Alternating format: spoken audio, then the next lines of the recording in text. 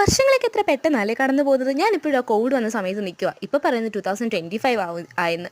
എൻ്റെ ലൈഫിലെ ഏറ്റവും ബ്യൂട്ടിഫുൾ ആയിട്ടുള്ള ഒരു വർഷമായിരുന്നു 2024. അപ്പോൾ ഇനിയുള്ള വീഡിയോസിൽ ഞാൻ ഈ 2024 പഠിച്ച 24 കാര്യങ്ങളാണ് കേട്ടോ നിങ്ങളുമായിട്ട് ഷെയർ ചെയ്യാൻ പോകുന്നത്. ഈ വർഷം ഞാൻ എന്നെ തന്നെ കുറച്ചുകൂടെ കൂടുതലായിട്ട് മനസ്സിലാക്കി എന്നുള്ളതാണ് എനിക്ക് ഏറ്റവും ഇഷ്ടപ്പെട്ട ഒരു പാട്ട്. പൊതുവെ ആംബിവേർട്ടഡ് ആയിട്ടുള്ള ഭയങ്കര സെൻസിറ്റീവ് ആയിട്ടുള്ള ഒരുപാട് ഓവർ തിങ്ക് ചെയ്യുന്ന ആൻസൈറ്റി ഇഷ്യൂസുള്ള സെൽഫ് ഡൗട്ട് ചെയ്യുന്ന ഒരാൾ തന്നെയാണ് ഞാൻ. പക്ഷേ എനിക്ക് എൻ്റെ പോസിറ്റീവ്സും നെഗറ്റീവ്സും ഒരേപോലെ ഇഷ്ടമാണ് കേട്ടോ. ഭയങ്കര അഡാപ്റ്റബിൾ ആയിട്ടുള്ള ഫ്ലെക്സിബിൾ ആയിട്ടുള്ള ഒരു ക്യാരക്ടറാണ് എനിക്കുള്ളത്. അതുപോലെ തന്നെ ഞാൻ ഭയങ്കര ക്രിയേറ്റീവാണ്. പിന്നെ കൺസിസ്റ്റൻസി അതൊട്ടുമില്ല.